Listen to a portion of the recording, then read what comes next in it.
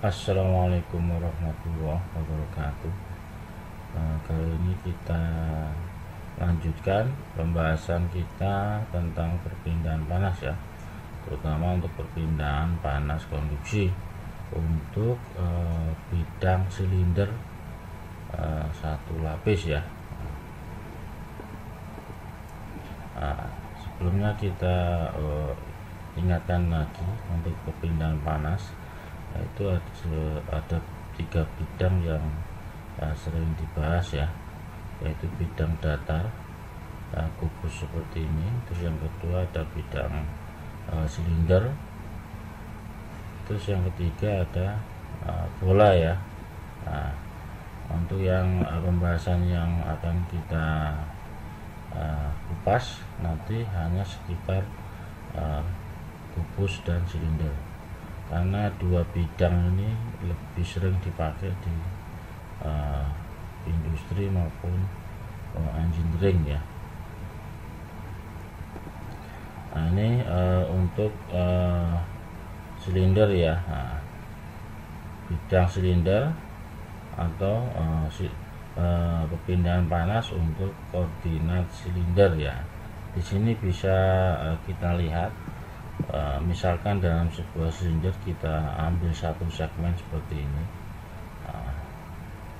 Ini ada jari-jari kita tarik dari titik pusat ya ke arah keluar membentuk sebuah jari-jari. Terus dari elemen ini kita ambil satu segmen, yaitu jari-jari atau DR ya. DR berarti kan ukuran tertentu ya. Terus ke arah sumbu Z ini ada ukuran tebalnya atau ketinggian dari silinder itu sendiri ya, yaitu Z. Sedangkan dari segmennya kita ambil ketinggiannya DZ ya. Sedangkan untuk ketebalan segmen ada theta. Theta itu sudut yang dibentuk dari silinder. Kalau dari segmen ini berarti kan untuk ketebalan silinder yang akan kita bahas itu D theta. Nah, ini jadi segmen yang akan kita pelajari yaitu ketebalannya itu ketinggiannya Z, terus lebarnya DR, terus panjangnya D theta misalkan ya. Untuk segmen yang searah sumbu X kita bisa hitung seperti ini ya, jari-jari dikalikan cos theta. Misalkan ini sumbu X ya, berapa panjang ke arah sumbu X ya, berarti kan jari-jari dikalikan cos theta atau sudut yang dibentuk. Sedangkan untuk ke arah sumbu Y berarti kan jari-jari dikalikan sudut yang dibentuk, tapi sudutnya ke arah sumbu Y yaitu sin theta ya. Sedangkan cara sumbu Z, nah di sini tidak membentuk sebuah sudut karena berdasarkan ketinggian, jadi Z sama dengan Z ya. Dari segmen tadi kita turunkan persamaan untuk panas rata-rata yang melewati sebuah koordinat silinder ya, ditinjau dari elemen volume ya. Kalau dilihat dari gambar tadi, gambar yang ini, berarti kan kita bisa menghitung volumenya dV sama dengan dR dikalikan dZ dikalikan dX. Nah, sedangkan dX ini berarti kan R dikalikan D theta. Ini ya, R dikalikan D theta. D theta itu sama dengan R cos theta ke arah sumbu X ya. Berarti dV sama dengan dR dikalikan dZ dikalikan R D theta. Sedangkan untuk neraca panas pada elemen volume kita jabarkan seperti ini, seperti pada pembahasan bidang datar sebelumnya ya, yaitu ada panas input atau kalor input rata-rata dikurangi kalor output ditambah kalor yang dibangkitkan sama dengan akumulasi keseluruhan kalor ya. Terus kita jabarkan seperti bidang datar kemarin, berarti kan QR ditambah QZ ditambah Q data. Ini untuk silinder ya, berarti kan kita hitung inputnya dari mana aja, dari sumbu R, Z sama data ya untuk silinder. Terus dikurangi oleh outputnya.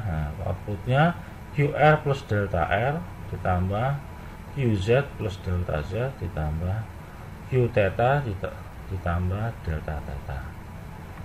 Setelah itu ditambahkan panas yang dibangkitkan, yaitu G dikalikan volume tadi ya, R d theta kali delta F kali delta Z ya, sama dengan akumulasi panas yang terbangkit. Seperti pembahasan sebelumnya, akumulasi panas yang ada berarti kan hubungan dengan energi dalam dari kalor yang melewati sebuah bidang itu ya. P dikalikan R delta theta dikalikan delta F dikalikan delta Z. Kalau ini kan volume ya, ini volume. P kalikan volume dikalikan DU per dot dikalikan energi dalamnya. Sehingga kita bisa simpulkan untuk setiap segmen, segmennya akan kita hitung, misalkan untuk arah sumbu ke arah R atau jari-jari tadi, QR sama dengan K min K dikalikan R kalikan delta theta kalikan delta Z kali del T per dr ya. Nah, ini seperti kemarin ya, kita masukkan ke persamaan Fourier ya. Di sini K dikalikan R kalikan delta theta dikalikan delta Z sama dengan luasnya ya. Berarti kan KA dikalikan d theta per delta L, berarti kan sama aja tadi ya, cuma untuk luas dari silinder itu samanya ini ya. Begitu juga untuk delta Z, minus KR dikalikan delta theta dikalikan delta R ya untuk luasnya dikalikan T per dz. Terus untuk Q theta sama dengan min K dikalikan delta R dikalikan delta Z dikalikan do theta per delta theta. Nah, ini untuk laju perpindahan panas di setiap arah ya, dari arah jari-jarinya atau arah keluar, dari arah ketinggiannya Z, dari arah sudutnya yaitu theta. Sedangkan untuk energi dalam yaitu CP dikalikan delta do theta dibagi do theta kecil atau waktu ya. Setelah itu kita sederhanakan ya untuk persamaannya ya. Ini di kita pisahkan nilai K-nya ya. Ini kan ditambahkan semua ya. Persamaan ini kita masukkan ke sini ya. Jadi di K-nya nilai K dikeluarkan ya.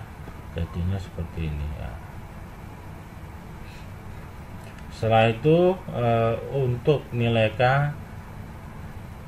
dibagi K semua ini ya, nilainya dibagi K semua, jadi persamaannya jadi seperti ini ya.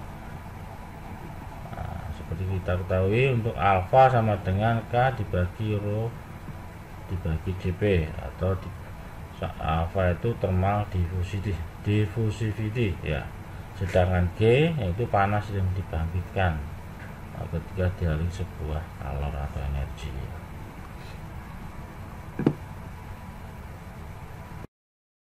This screencast, I want to do a derivation of the heat diffusion equation in cylindrical coordinates.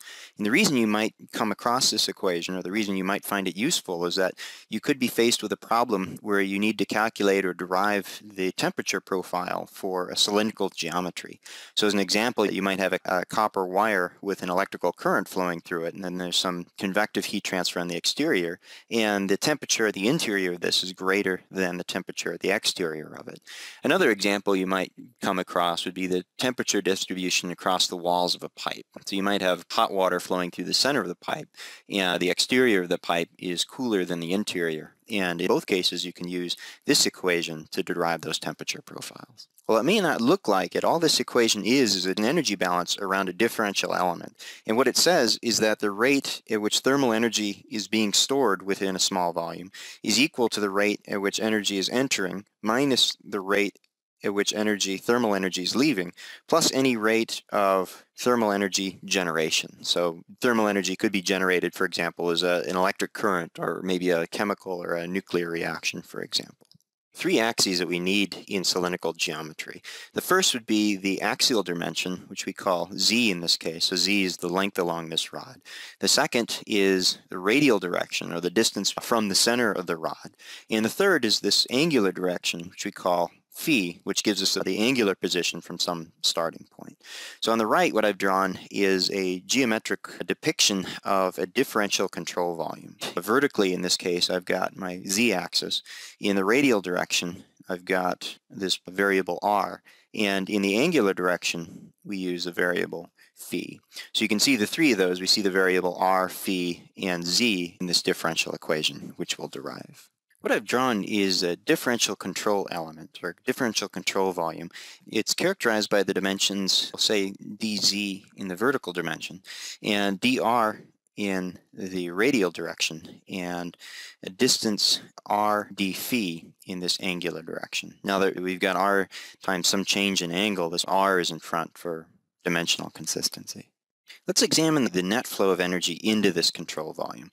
We'll think about the three different dimensions, and in the vertical direction, we can call it QZ, entering the control volume from the bottom. Energy flowing in from the back in the radial direction, we'll call Q dot R.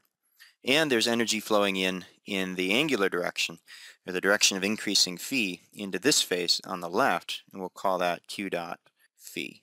So that was energy coming in from the three faces. Now what I'm showing is energy leaving.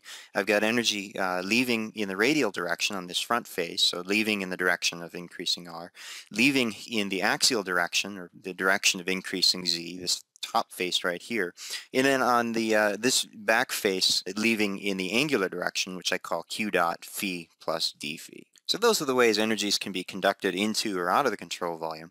In the third term we need to consider is the rate of thermal energy generation. The rate of thermal energy generation is this term Q dot multiplied by the volume of this control element. So we've got Q dot times a volume, or we could say Q dot times, let's say we want dr times dz, the vertical dimension, multiplied by r d phi. And this is analogous to a rectangular geometry, where we say the length times the width times the height. So in this case, r d phi is the width. We've got the height of it dz and the length of it dr. And finally, the rate at which thermal energy is being stored is proportional to the heat capacity and the rate the temperature is changing. So we take the mass, or the density, times this volume, dr times r d phi dz. Density times the volume is a mass multiplied by the heat capacity times the rate at which temperature is changing.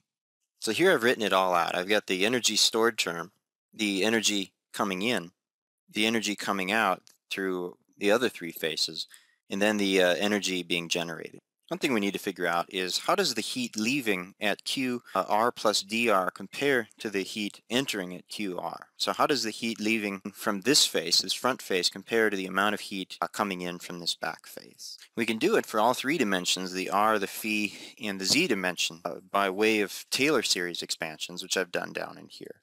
So with these expansions, we can plug in values now for Q, R plus dr in the phi and the z components of it. When I make the substitution, what we'll find is that these QRs will drop out because of the negative sign, and the Q phis just as well, and QZs will also drop out because of the negative signs in the expression.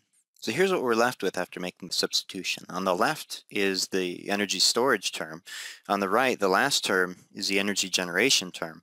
And these three terms now in the middle represent the net rate at which energy is entering the control volume. What we need to do now is show how the flow of energy in the R, phi, and in the z directions, QR, Q phi, and QZ, how can we relate those to the temperature? And we can do that by looking at Fourier's law. Let's examine the flow of energy in the radial direction first. What I've written is QR is equal to negative K dt dr times R d phi dz. And what I'm writing is simply the total flow of energy, or the net flow of energy in the R direction, is equal to the flux, which is negative K dt dr. The flux times this cross-sectional area, or I should say the area of this face, which is R d phi, this length times dz, or this height, or the area in the back and the area in the front of this. And I could do something analogous for the angular direction, this phi direction, and in the z direction. So in the phi direction, I'm talking about the area dr dz, so this area here and this area in the back of it. And in the z, or the axial direction, I'm talking about the area on the bottom and the top of our control volume. Note the presence of the R in the denominator, phi direction, and the presence of that R is to make the equation dimensionally homogeneous. So we're talking about a differential change in the distance in this angular direction. So we've got R d phi. So let's make the substitution. We'll put in for QR, Q phi, and QZ. So here's what we're left with after making the substitution. We've got the energy stored term, the three net energy transport into and out of the control volume now in terms of temperature, and then finally the energy generation term. And finally, the last thing to do is to divide by this dr times R d phi dz, divide both sides of the equation. Well, it'll fall out in the energy generation term, it'll fall out in the energy storage term, and we'll see some combination of it in the net energy coming in minus energy leaving. And so here you have it, the heat diffusion equation in cylindrical coordinates. Berikut kita turunkan lagi, atau kita ambil sebuah segmen untuk perpindahan panas ke arah sumbu R atau ke arah sumbu radialnya ya. Jika ada sebuah silinder seperti ini, maka arah perpindahan panasnya ke arah luar atau sejauh R ini ya, jari-jarinya ya. Kita tinjau sebuah silinder panjang dengan jari-jari dalam R1 dan jari-jari luar R0 dan panjang L. Jadi perpindahan panasnya ke arah jari-jarinya. Ini satu arah aja ya. Kita ambil satu arah, jadi enggak untuk arah yang lain seperti arah ke DZ nya maupun ke delta nya kita asumsikan tidak ada ya untuk laju perpindahan panasnya ya. Jadi diasumsikan laju perpindahannya ke arah sumbu radial atau ke arah sumbu jari-jarinya, di mana silinder mengalami beda suhu T1 sampai T0. Untuk silinder yang panjangnya sangat besar dibandingkan dengan diameternya, dapat diandaikan bahwa aliran kalor berlangsung menurut arah radial. Arah radial berarti arah R ke arah sumbu radial atau jari-jarinya ya. Maka laju aliran panas yang terjadi dapat kita tuliskan. Kita masukkan ke persamaan Fourier ya.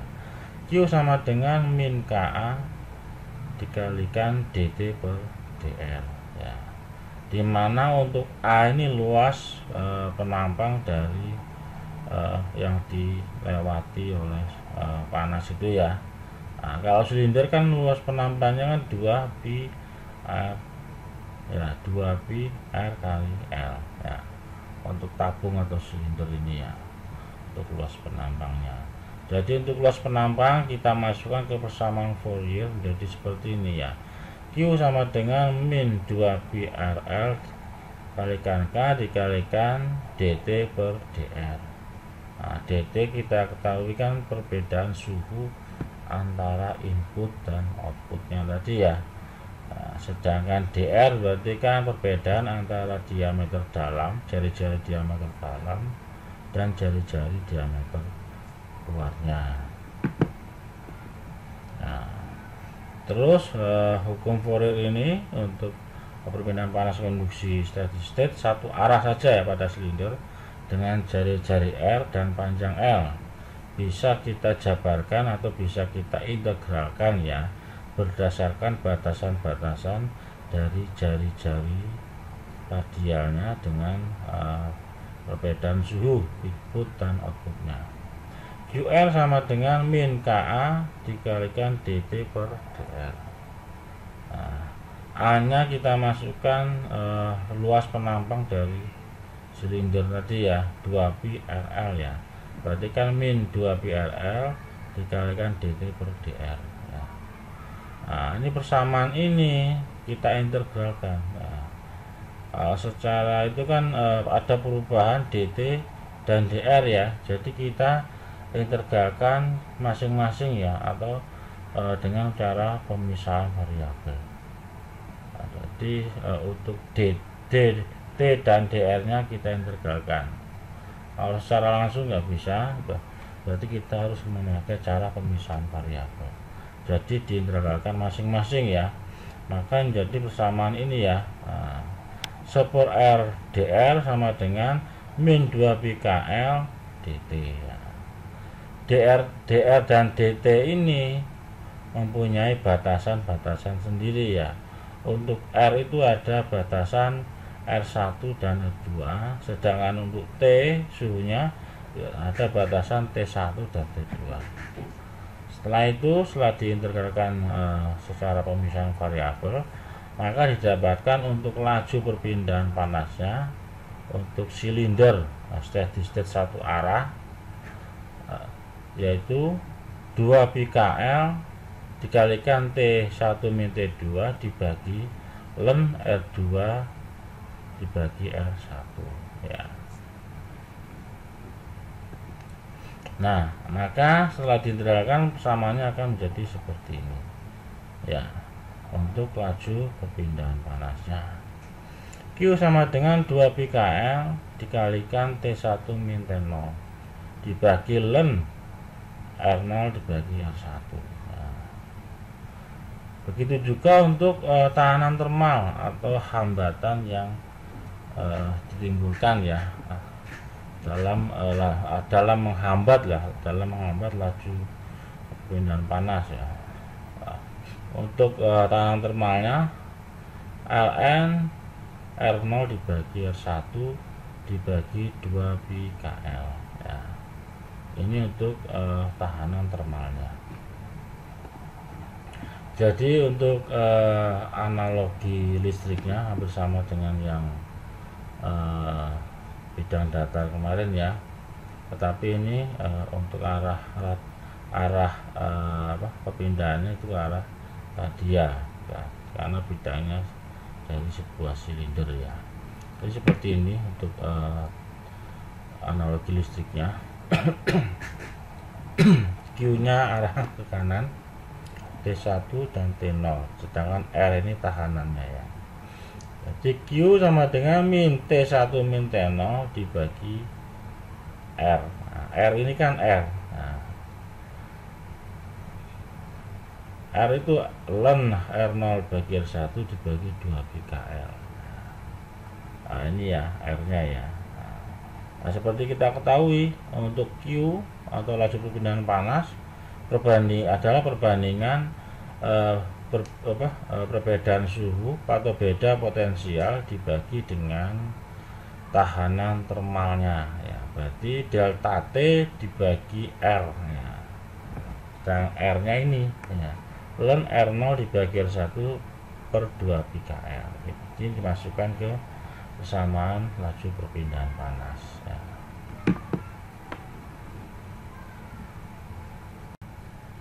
Untuk lebih memahami perpindahan panas bidang silinder terutama untuk satu lapis, ini ada satu contoh soal ya.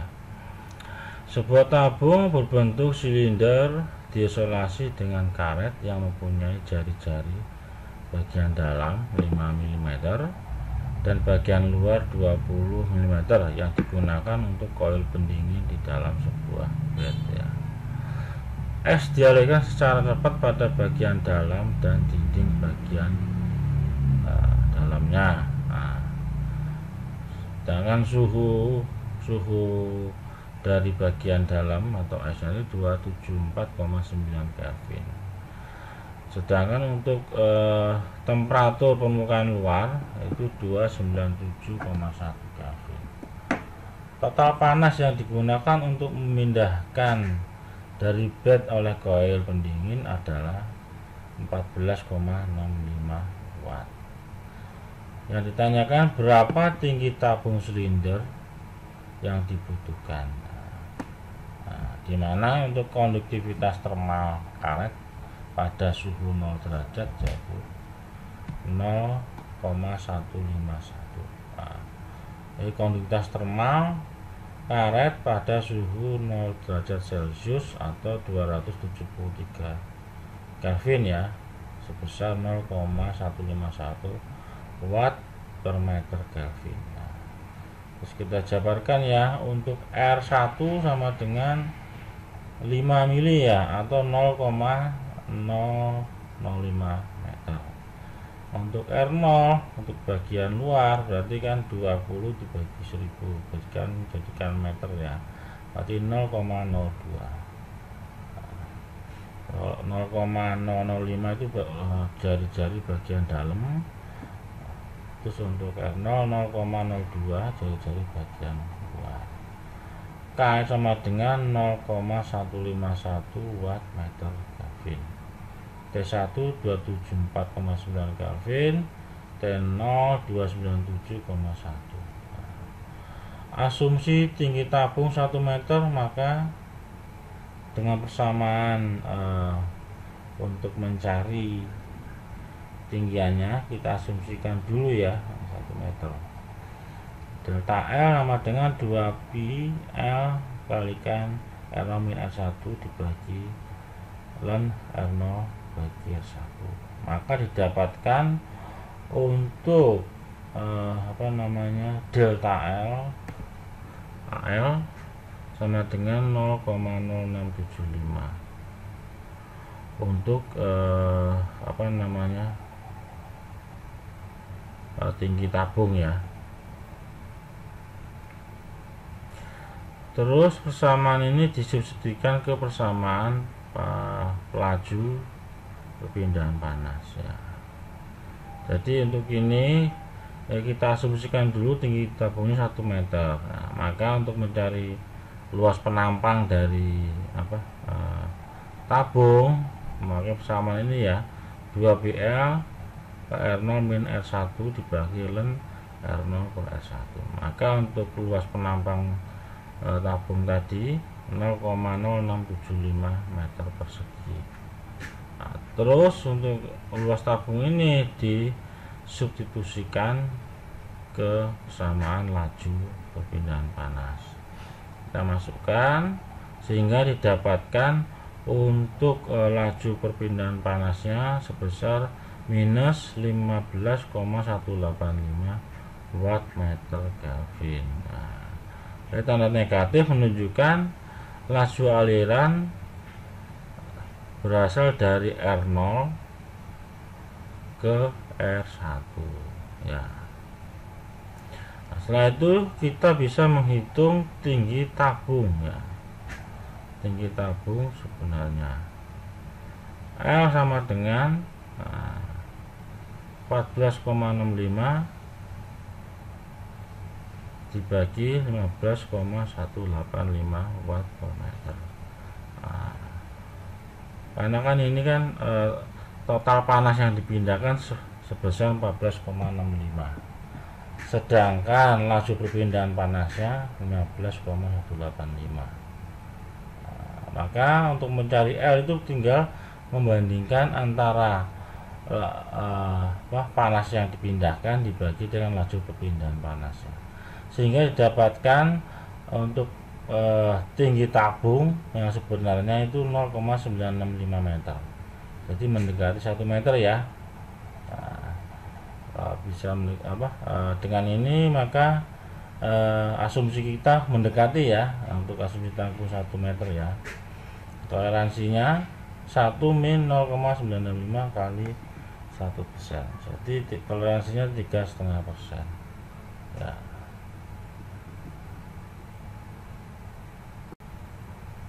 Oke, kita lanjutkan berikut untuk konduksi perpindahan panas kondensasi pada silinder berongga.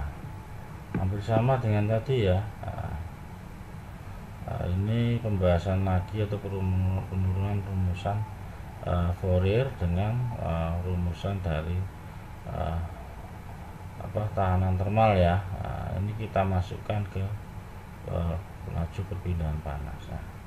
Seperti tadi ya, jadi diturunkan secara pemisahan variabel, maka didapatkan untuk laju perpindahan panasnya 2 pkl dibagi ln R2 per S1 dikalikan perubahan suhu atau T1 min T2.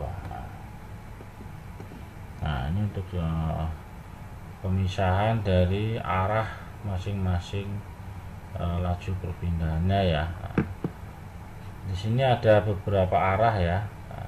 Ke arah radial yaitu sumbu R yang tadi kita bahas, terus ada juga untuk arah aksial atau sumbu Z ya. Ini aksial ya.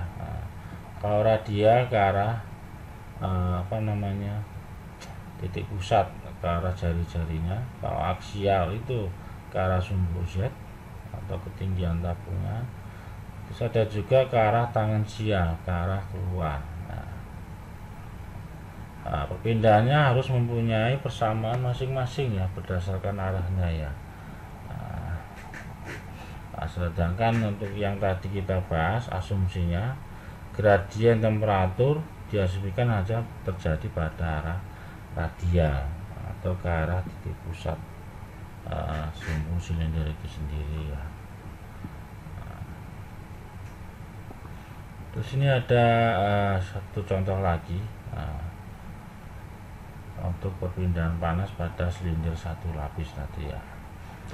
Sebuah cup silinder yang terbuat dari hard rubber mempunyai konduktasi termal sebesar 0,151 watt per meter Kelvin dan memiliki jari-jari dalam 5 mili, jari-jari luar 20 mili. Cup tersebut digunakan sebagai koil pendingin dalam bed. Di dalam silinder air es mengalir ya sebesar 274 Kelvin. Sementara itu di luar suhu dinding sebesar 297 untuk suhunya ya. Hitunglah yang ditanyakan, hitunglah laju transfer panas atau perpindahan panas yang terjadi pada koil tersebut untuk tiap meter panjang cup. Terus yang kedua pertanyaannya, apabila total panas yang dihilangkan dari bat sebesar 14,65 watt, berapa panjang tub yang diperlukan? Nah, yang B ini hampir sama tadi ya pertanyaannya ya, dengan contoh soal sebelumnya. Nah, sekarang kita jabarkan semua. Untuk R1 5 mm atau 0,05, sedangkan R2 20 mm atau 0,02. Untuk suhu T1 274,9 Kelvin, sedangkan T2 297,1 Kelvin. Sedangkan K yang digunakan 0,151 watt meter Kelvin ya. Nah, sebelum kita lanjutkan, kita gambarkan dulu seperti ini ya. Nah, ini ada R1 dan R2. Nah, R1 bagian sini, bagian dalam, sedangkan R2 nya bagian luar. Nah, untuk T1 bagian dalam, T2 bagian luar. Terus kita hitung laju perpindahan panasnya ya. Itu QR sama dengan 2 pkl dibagi ln R2 per S1 dikalikan T1 min T2. Terus kita masukkan semua parameternya, maka didapatkan untuk laju perpindahan panas ke arah radial itu sebesar minus 15,2 watt. Setelah itu kita hitung panjang cupnya ya, hampir sama dengan soal yang pertama tadi ya. Panjang cup bisa diketahui bila panas yang dipindahkan sudah diketahui juga ya.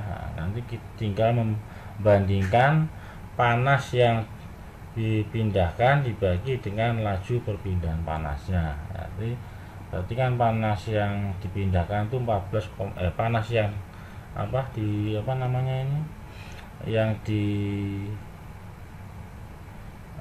yang didinginkan atau panas yang dihilangkan itu sebesar 14,65 ya. Ini panas yang dihilangkan sekian, 14,65. Sedangkan laju perpindahan panasnya 15,2. Berarti kan tinggal membagi aja, 14,65 dibagi 15,2. Sehingga didapatkan untuk panjang cup yang dibutuhkan sekitar 0,964 meter ya. Ini cara ngitung cara lain aja nih sebenarnya ya. Jadi untuk menghitung panjang cup atau tabung yang berbentuk silinder, kita tinggal membandingkan panas yang dipindahkan itu berapa dibagi dengan laju perpindahannya, sehingga didapatkan panjang cup yang dibutuhkan. Sekian dari saya. Kalau ada yang ditanyakan silahkan. Wassalamualaikum warahmatullahi wabarakatuh.